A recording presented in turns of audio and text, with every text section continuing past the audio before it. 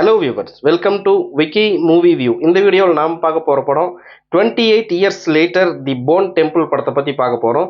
இந்த படம் already 2025 Danny boil இயக்கத்தில் 28 years later படத்தோட சீக்வலாக தான் 2026 இந்த 28 years later தி போன் டெம்பிள் படம் ரிலீஸ் ஆகிருக்கு. இந்த படம் பார்த்தீங்கன்னா முழுக்க ஒரு ஜாம்பியை மையமாக வச்சு எடுத்த படம் தான். ஆனால் இந்த படத்தில் ஒரு விஷயம் என்னன்னு பார்த்தீங்கன்னா, எல்லா ஜாம்பி படத்துலையும் ஜாம்பிகள் நிறைய காட்டுவாங்க. அதோட ஆக்ஷன்ஸ், அதோட கடிச்சு கொதற சீன் தான் பயங்கரமாக இருக்கும் படத்தில் முக்கால்வாசி டைமு. ஆனால் இந்த படத்தில் ஒரு வித்தியாசமாக என்ன பண்ணியிருக்காங்கன்னா, ஜாம்பியை ஒரு கேமியோவாக கொண்டு வந்து ஒரு நார்மல் வில்லனை ஒரு மெயின், அதாவது நார்மல் மனுஷனை ஒரு மெயின் வில்லனா இந்த படத்தில் போட்ட விதம் ரொம்பவுமே நல்லா இருந்துச்சு. இந்த படத்தில் பார்த்தீங்கன்னா ஆக்ஷன்ஸ் ரொம்பவுமே கம்மி. இதில் பேச்சு தான் ஜாஸ்தி. அதாவது பார்த்தீங்கன்னா படத்தோட கதை எதை நோக்கி நகருதுன்னு பார்த்தீங்கன்னா, ரால்ஃப் ஃபீனிக்ஸ் தான் இது மெயினான ஒரு டாக்டர் ரோல்ல டாக்டர் கெல்சனா பண்ணியிருக்காரு. ஜாக்கோ கனல் ஜிம்மியா பண்ணியிருக்காரு. ஸ்பைக் அப்படிங்கிற ஒரு பையன். இந்த முக்கோண கதை தான் இந்த மொத்த படமுமே. அதாவது ஜிம்மி கிட்ட அந்த ஸ்பைக் பையன் மாட்டிக்கிறான். அந்த ஜிம்மி யாருன்னா ஒரு சாத்தான வழிபடக்கூடிய ஒரு வில்லனா காட்டுறாங்க. அவனோட தேவைகள் என்ன?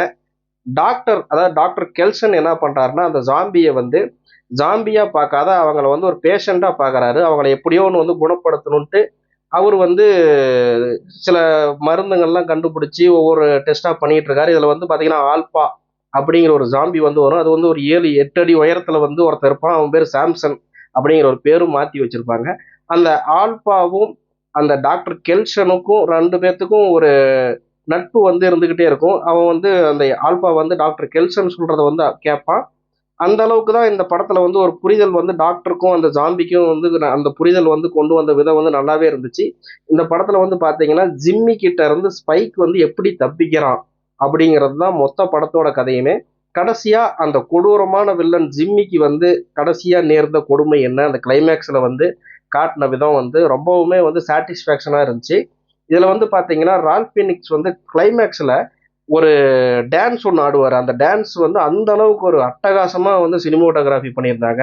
அதில் பார்த்தீங்கன்னா எப்படியோன்னு நம்ம தப்பிக்கணும், இந்த ஜாம்பி எப்படியோன்னு காப்பாற்றணும், மொத்தத்தில் இந்த ஜிம்மி அப்படிங்கிறவனுக்கு ஒரு தண்டனை கொடுக்கணும் அப்படின்ட்டு ஒரு மூணையுமே ஒரு, அதாவது 3 எண்ணங்களையுமே வச்சுக்கிட்டு ஒருத்தன் டான்ஸ் ஆடினா எப்படி இருக்குமோ, உயிர் பயத்தையும் உயிர் பயத்தும் தெரியுது, அவர்கிட்ட ஒரு பரிதாபமும் தெரியுது, சந்தோஷமும் தெரியுதுங்கிற மாதிரி அந்த டான்ஸை அந்த அளவுக்கு ஒரு எஃபெக்டிவா பண்ணியிருந்தாங்க. இதுல அந்த ஸ்பைக் எப்படி தப்பிக்கிறான். கடைசியா கிலியான் மர்ஃபி வராரு. அது ஒரு கேமியோவா கிளைமேக்ஸ்ல வராரு. இந்த படம் பார்த்தீங்கன்னா ஒரு ஸ்லோ டிராமான்னு தான் சொல்லணும். பொதுவா ஜாம்பி படத்தை விரும்புறவங்க அந்த கோர் அதாவது அந்த ஜாம்பி எப்படி அந்த ஒரு ஹாரரை எதிர்பார்த்து இந்த படத்துக்கு போனீங்கன்னா உங்களுக்கு கண்டிப்பா ஒரு ஏமாற்றம் தான் இருக்கும். இதுல நிறைய விஷயங்கள் பேசுறாங்க. அதை ரொம்ப உள்ள கவனிச்சு பார்த்தீங்கன்னா இந்த படம் ரொம்பவுமே உங்களுக்கு பிடிக்குன்னு தான் சொல்லணும். இந்த படத்தை போன வருஷத்தோட சீக்வல், அதாவது டேனி பாயில் இயக்கத்தில் வெளிவந்த 28 years later படத்தை பார்த்தீங்கன்னா இந்த படத்தோட கதைக்குள்ள உங்களுக்கு போறதுக்கு ரொம்பவுமே ஈஸியா இருக்கும். அப்படின்னு தான் சொல்லுவேன். இதுல நிறைய விஷயங்கள் நிறைய பேசுவாங்க. ஆனா இதுல பார்த்தீங்கன்னா ஒரு 2-3 விஷயங்கள் ரொம்பவுமே இம்ப்ரெசிவா இருக்கும். அந்த ட்ரெயின் சீக்வன்ஸ் ஆகட்டும், அதுக்கப்புறம் அந்த ஆல்பா அப்படிங்கிற ஒரு ஜாம்பியை மற்ற ஜாம்பிங்க கடிக்கும் போது கூட அந்த ஆல்பாவுக்கு ஒன்றும் ஆகலை, அந்த டாக்டர் கெல்சன் கொடுத்த மருந்து அந்த அளவுக்கு வேலை செஞ்சிருக்குது அப்படிங்கிறத நடிப்புலேயே கொண்டு ஜனங்களுக்கு கடத்தியிருப்பாங்க. மொத்தத்தில் இந்த படம் ஒரு சூப்பரான படம். இதில் அடல் காண்டனை பொறுத்த வரைக்கும் ரத்தம் தெறிக்கக்கூடிய சீன்கள் நிறைய இருக்குது. அதை கொஞ்சம் பார்த்துக்கோங்க. மற்றபடி இந்த படம் ஒரு ஸ்லோவான ஜாம்பி படம். ஜாம்பி படத்துல ஒரு, அதாவது வில்லன், ஒரு மெயினான ஒரு கொடூரமான வில்லன் படத்துல ஜாம்பி ஒரு கேமியோ பண்ணியிருக்குன்னு தான் சொல்லணும்.